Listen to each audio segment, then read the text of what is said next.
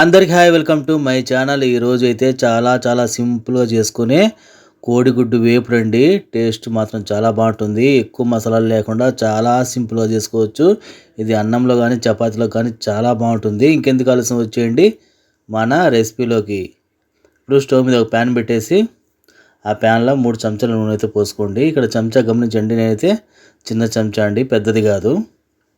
పెద్ద చెంచా అయితే ఒకటి అనుకోండి. ఇది చిన్న చెంచా కాబట్టి 3 చెంచాల నూనె అయితే వేసుకున్నాను. నూనె వేడెక్కిన తర్వాత మీడియం సైజ్ ఎర్రగడ్డని ఈ విధంగా పొడవు కట్ చేసి వేసుకోవాలి. నేను ఇక్కడైతే 4 కోడిగుడ్లు తీసుకుంటున్నాను. దాని తగ్గట్టుగా అయితే ఎర్రగడ్డలు వేసుకున్నాను. ఎర్రగడ్డలు మనం కొద్దిగా మగ్గేంత వరకు ఫ్రై చేసుకుందాము.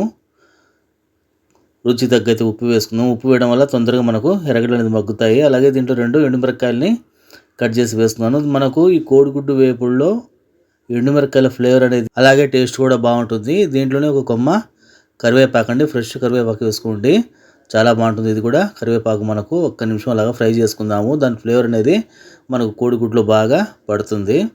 ఎక్కువ మసాలాలు లేకుండా, ఘాటైన మసాలాలు లేకుండా చాలా సింపుల్గా దీంట్లో ఉప్పు, కారం, పసుపు అంతే అండి. ఇప్పుడు కొద్దిగా పసుపు అయితే వేసుకుందాము. పసుపు మొత్తం ఎర్రగడ్డలో బాగా కలిపేలాగా కలుపుకోవాలి, కలిసేలాగా.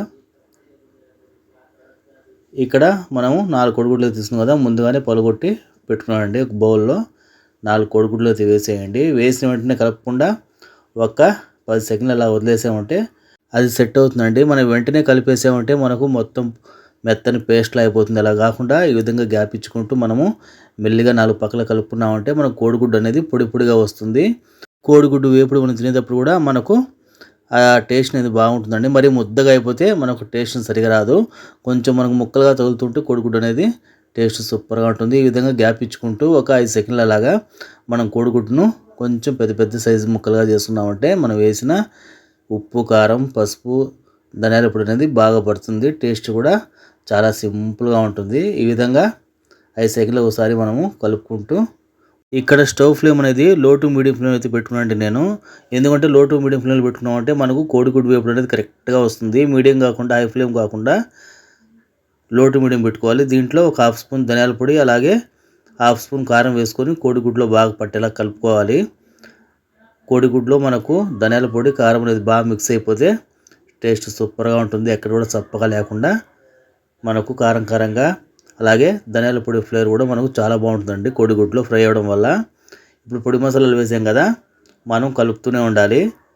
అందుకే స్టవ్ని లో టు మీడియం ఫ్లేమ్లో పెట్టుకున్నామంటే మనం వేసిన కొద్దిపాటి మసాలా కూడా మనకు మాడకుండా పర్ఫెక్ట్గా కోడిగుడ్డు వేపుడు అనేది రెడీ అయిపోతుందండి. మన ఛానల్లో కోడిగుడ్డుకు సంబంధించిన రెసిపీస్ చాలా ఉన్నాయి. ప్రతి ఒక్కటి ఒక్కొక్క రెసిపీతో టేస్ట్ చాలా బాగుంటుందండి. తప్పకుండా చూసి ట్రై చేయండి. ఇప్పుడు కోడిగుడ్డుని అయితే బాగా ప్యాన్ 4 పక్కల కలుపుకోవాలి మనము ఒక 5 నిమిషాలు అలాగా. చూసారు కదా, మన కోడిగుడ్డు వేపుడు అయితే రెడీ అయిపోయింది. చూడడానికి ఎంత సింపుల్గా ఉంది కదా, టేస్ట్ కూడా చాలా బాగుంటుందండి. చాలా సింపుల్గా, ఎక్కువ మసాలా కాకుండా తక్కువ మసాలా తినే వాళ్ళకైతే ఇది చాలా బాగుంటుంది. పిల్లలు కూడా దీన్ని ఈజీగా తినేయచ్చండి, ఈజీగా డైజెషన్ అవుతుంది. ఇప్పుడు మన కోడిగుడ్డు వేపుడు అయితే చాలా సింపుల్గా రెడీ అయిపోయింది కదా. దీన్ని అయితే ఇప్పుడు మనము టేస్ట్ అయితే చేసేద్దాము. చూడడానికి ఎంతో సింపుల్గా కనిపించే ఈ కోడిగుడ్డు వేపుడు టేస్ట్ కూడా చాలా బాగుంటుందండి. ఈ కోడిగుడ్డు వేపుడు అనేది పప్పన్నంలో కానీ, రసమన్నంలో కానీ చాలా హైలైట్గా ఉంటుంది. అలాగే చపాతీకి సైడ్ కాంబినేషన్ కూడా బాగుంటుందండి.